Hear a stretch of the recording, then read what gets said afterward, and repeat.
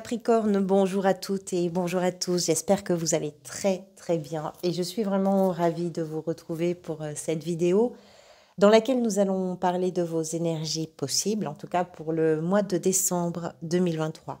Vos énergies, évidemment, à condition que ce que je vais dire ait du sens pour vous, à condition que vous vous reconnaissiez dans ce tirage. Merci d'abord pour votre présence, merci également pour votre bienveillance et pour tous vos soutiens sur la chaîne. Vraiment, merci du fond du cœur. Alors, pour ce tirage, on va parler d'abord des arcanes majeures. Vous avez le fou. Le fou, c'est l'arcane qui est venu lors du tirage semestriel. C'est toujours une carte importante puisqu'elle peut nous donner une indication sur une énergie qui va vous accompagner durant ce mois, qui peut être à la fois pour vous une ressource, un conseil, une énergie un peu dominante, une sorte de fil conducteur, on va dire. Donc c'est vraiment une carte importante. Arcane majeur, vous avez tempérance ici dans la position de l'état d'esprit avec la 3 d'épée. Et vous avez le soleil qui est dans la position de ce que vous souhaitez manifester le plus. Arcane majeur, c'est ensuite des épées, des bâtons, des deniers et des coupes. Donc tous les arcanes mineurs sont représentés. Un peu plus de bâtons et un peu plus d'épées, ce qui veut dire à la fois de l'action, de la réflexion. On réfléchit, on fait, ou on fait, on réfléchit, on fait tout en même temps. On va commencer. C'est très intéressant parce que vous êtes sur une situation, on va en parler avec tempérance, vous êtes peut-être sur un mois de guérison émotionnelle et cette guérison peut passer par le fait de passer à l'action et de réfléchir les choses un petit peu différemment. On va voir ça. Le fou tout d'abord. Le fou, c'est un commencement, c'est le début de quelque chose. On est sur l'arcane 0, donc on est vraiment au début d'une boucle. Ça peut être une nouveauté, ça peut être une opportunité, ça peut être simplement du renouveau dans votre vie. C'est en tout cas une énergie qui est très enthousiasmante, qui est particulièrement stimulante et motivante. Pourquoi? Parce que dans le commencement, dans l'opportunité, dans l'audace, elle nous explique que vous êtes peut-être en train de vous libérer de certaines choses. Je parle de libération parce qu'au mois de novembre, vous aviez le diable à la place du fou et que pour le mois de janvier, vous allez vers l'ermite. Donc c'est très intéressant si on prend cette histoire-là, le diable, le fou et l'ermite. Le diable nous explique que le mois de novembre, ou en tout cas les jours qui ont précédé, vous ont peut-être confronté à vos peurs, à vos phobies, à vos angoisses, à vos stress, à vos dépendances, que ce soit par rapport à des produits ou que ce soit par rapport à des dépendances affectives, on va dire, vis-à-vis de certaines personnes.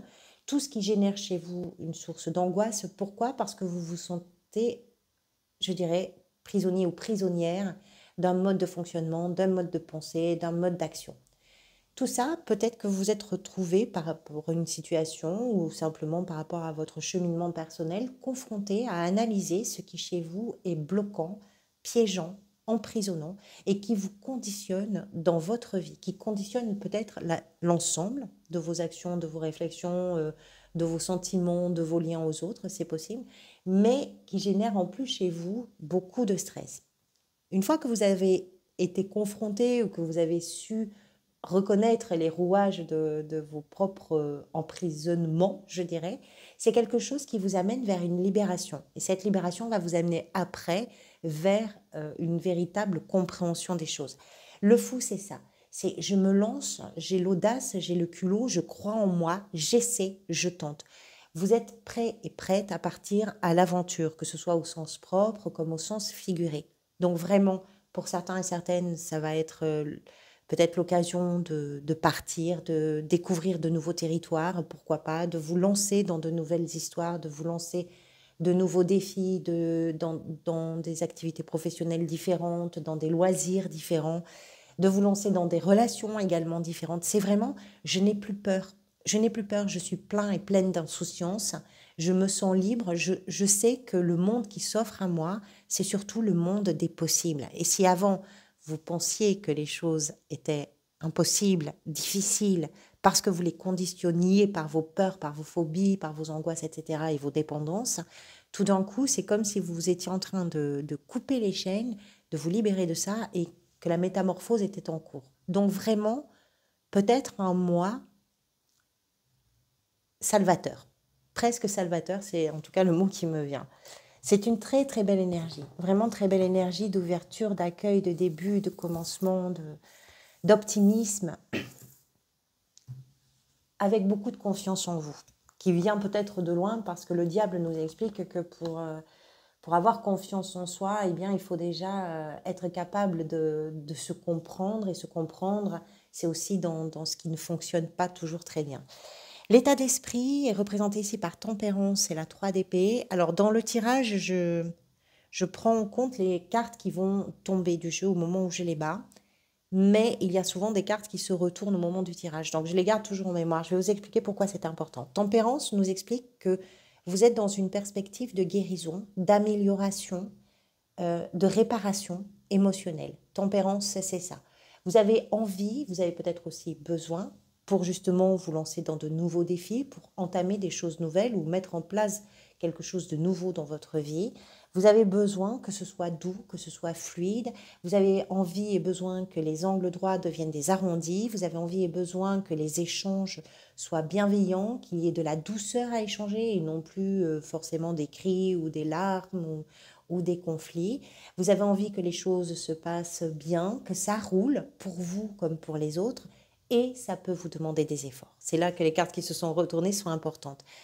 Les envies que vous avez d'amélioration sont possibles dans l'effort, et je pense que vous en avez conscience si ça vous parle. C'est-à-dire que vous savez que les choses ne vont pas se faire sans vous.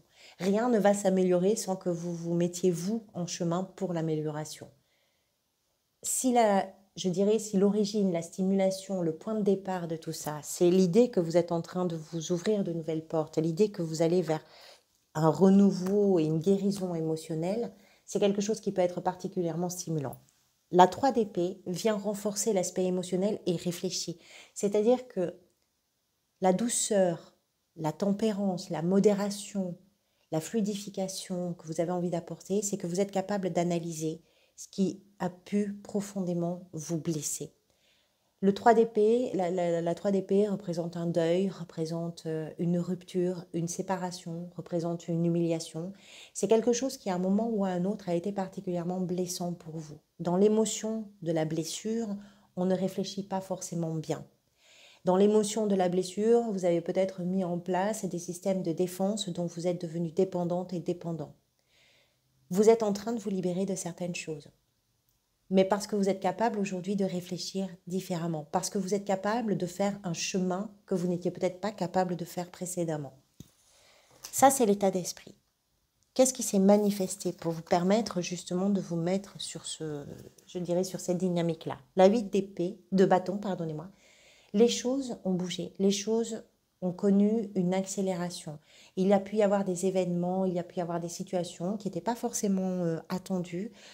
Vous savez, comme quand on précipite quelque chose, comme quand on bouscule quelque chose, alors il peut y avoir des événements, il peut y avoir des informations, ça peut arriver vraiment de tous les côtés. Et tout ça, c'est quelque chose qui vous a peut-être permis à vous de vous recentrer vers vos objectifs. C'est-à-dire que quand tout d'un coup ça se met à bouger autour, que ça s'accélère, qu'il y a une espèce de tourbillon comme ça qui vous emporte, eh bien ça vous permet aussi de pouvoir mieux vous concentrer sur ce qui est important pour vous. Et là, ce qui peut être important pour vous, c'est de ramener de la douceur, c'est de ramener de l'équilibre, c'est de ramener des choses qui sont plutôt porteuses et je dirais joyeuses, parce que c'est libérateur.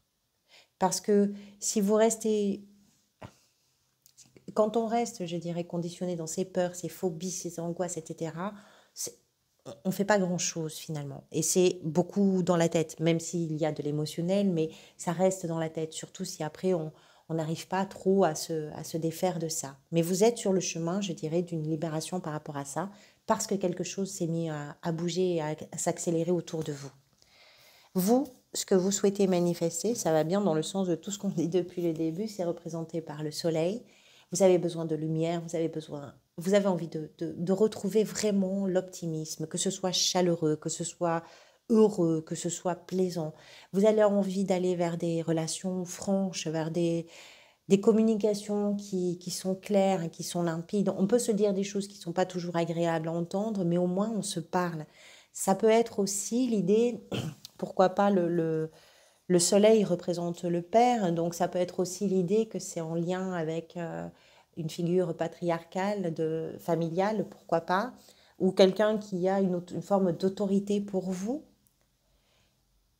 Si ça représente effectivement une relation comme ça, dans laquelle vous avez envie de ramener un peu de lumière, de douceur et de réparer quelque chose, c'est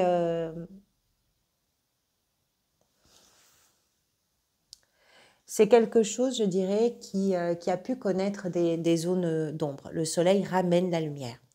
Il y a des prises de conscience, il y a des éclaircissements, il y a beaucoup de joie. Le soleil, c'est la vie aussi. C'est-à-dire que ce que ça nous explique dans ce que vous avez envie de manifester, c'est que vous avez peut-être aussi le sentiment de vous être éteint ou éteinte quelque part. Qu'il y a quelque chose en vous, en tout cas, qui est resté dans l'ombre et qui n'a pas pu se développer, qui n'a pas pu prendre sa place et qui n'a pas pu naître finalement parce que vous l'avez laissé dans l'ombre. Et vous, ce que vous voulez maintenant, c'est que ça prenne le soleil. Ce qui peut venir vous aider est représenté par la 7 d'épée. Alors, ça peut représenter plein de choses. La 7 d'épée, c'est une carte plutôt de ressenti. De ressenti par rapport à des choses qui ne sont pas dites, par rapport à des choses qui ne sont pas avouées, soit parce que vous ne dites pas les choses, soit parce qu'on ne vous dit pas les choses. Et donc, c'est une carte de ressenti par rapport au silence. Ça manque de communication. Ce qui peut venir vous aider, c'est peut-être justement de déverrouiller une communication, c'est de retrouver le chemin d'une communication. Parce que le cumul des non-dits, le cumul des incompréhensions, c'est quelque chose qui a pu aussi être particulièrement blessant. Peut-être que la blessure aurait pu aussi se gérer différemment si on s'était dit les choses. Il y a un peu ces notions-là. Donc ce qui va venir vous aider, c'est d'être capable de dire, mais c'est également d'être capable d'entendre. On n'a pas toujours tort, on n'a pas toujours raison dans les situations.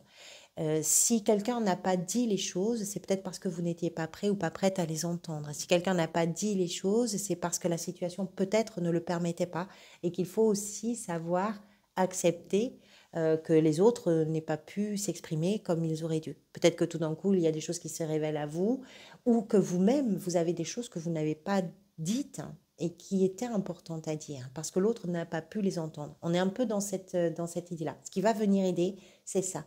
C'est d'arrêter de ne plus communiquer. C'est de mettre fin à une incommunication.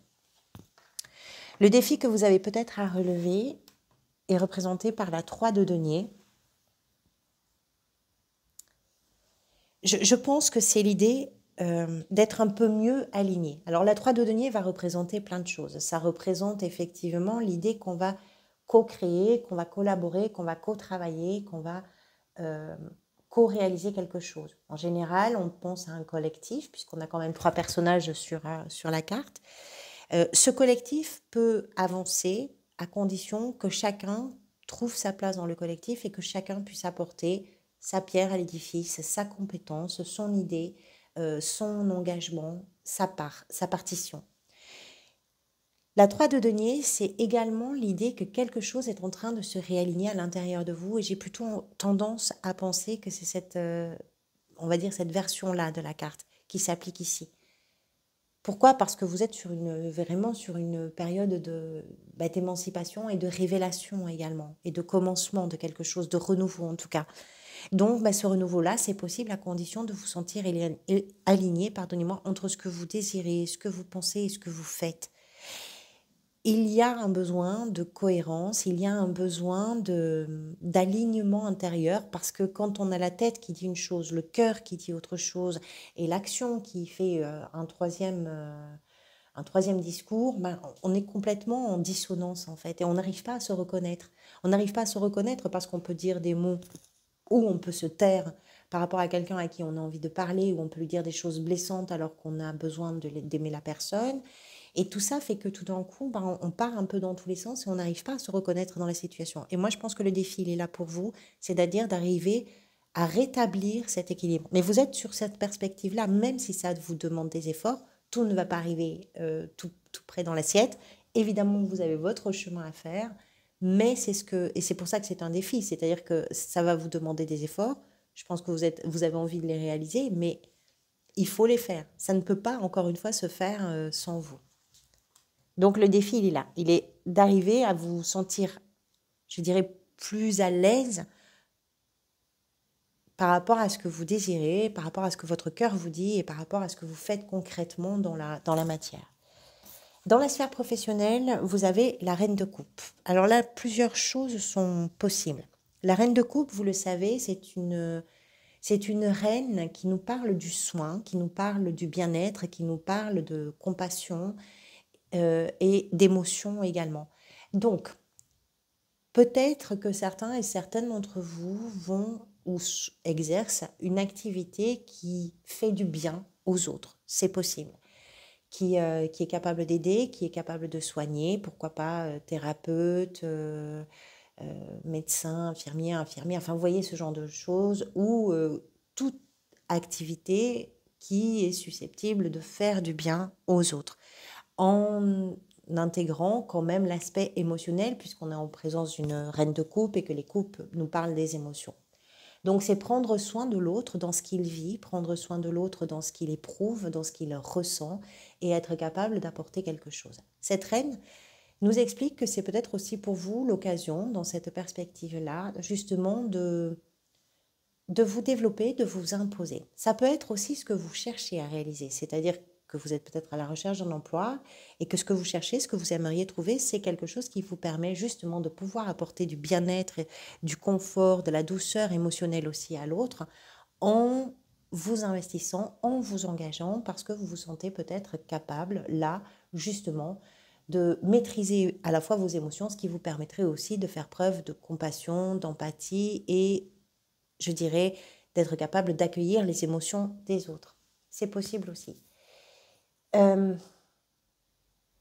La reine de coupe nous explique également que dans l'exercice de votre activité, dans votre recherche d'activité, dans votre gestion du quotidien, vous arrivez à un niveau aussi peut-être de compréhension, de rééquilibrage qui va vous permettre dans l'exercice de votre travail de pouvoir accueillir vos émotions différemment. Est-ce que vos émotions étaient, alors problématiques, c'est peut-être pas le bon terme, mais étaient résistantes? Est-ce que vous étiez dans une difficulté? Est-ce qu'il y a quelque chose qui est en train de se rétablir et qui va vous permettre à vous de mieux gérer également toute la sphère émotionnelle dans votre activité? C'est possible. Cette reine peut également représenter quelqu'un dans votre entourage professionnel. C'est possible également. Ça peut être d'ailleurs quelqu'un d'un signe d'eau, c'est-à-dire poisson, cancer ou scorpion. Pardonnez-moi, je cherchais le troisième. C'est possible. Quelqu'un qui va vraiment pouvoir vous aider, qui va vraiment pouvoir vous guider, qui va vous prendre un petit peu en charge et sous son aile et qui va vous apporter tout ce dont vous avez besoin, notamment sur le plan émotionnel, qui va être capable de vous écouter, de vous accueillir, de vous guider, de vous soutenir, qui vraiment est une personne de confiance, une personne avec qui vous allez pouvoir partager des choses qui vont être douces pour vous. Donc là, on a vraiment plusieurs cas de figure avec cette reine, mais d'une façon générale, on part du principe que dans la sphère professionnelle, c'est doux, c'est bienveillant, c'est compatissant, c'est aidant et c'est soutenant. Dans la sphère sentimentale, la 8 d'épée. Alors, que l'on parle d'une relation amoureuse, d'une relation familiale, d'une relation amicale, il y a une situation, en tout cas il y a une relation qui n'est pas agréable à vivre. Il y a une situation qui est particulièrement inconfortable. Pourquoi? Parce qu'elle vous renvoie d'une façon ou d'une autre à vos blocages, à vos... On le voit, hein, le personnage ne voit rien, le personnage a l'impression d'être complètement enfermé dans une cage d'épée, sans pouvoir se mouvoir. La réalité est bien différente de ce que le personnage pense. La réalité, c'est qu'il suffit de secouer un peu la tête pour qu'on puisse retrouver la vue, qu'il suffit simplement de laisser les bandages qui ne sont pas si serrés tomber tout seuls et d'ouvrir les yeux pour se rendre compte que la cage n'a pas de porte et qu'en réalité, la seule cage dont il est question ici, c'est une cage intellectuelle. Il y a une relation qui ne vous permet pas de voir clair, une relation qui vous a peut-être enfermé dans des doutes, dans des peurs, dans des angoisses et dans une fausse image de vous-même. C'est peut-être là que vous avez envie de ramener la lumière, c'est peut-être dans cette relation-là.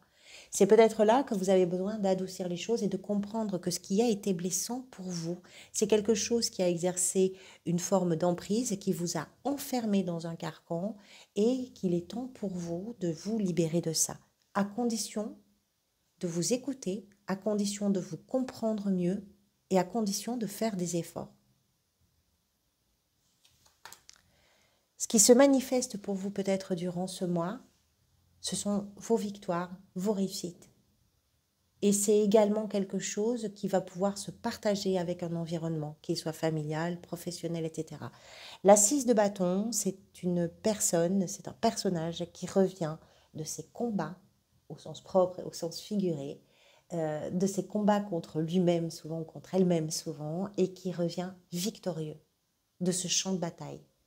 Ces victoires-là sont, on va dire, d'autant plus belles qu'elles peuvent être partagées. C'est-à-dire que vous avez aussi une forme de reconnaissance du chemin que vous êtes en train de réaliser.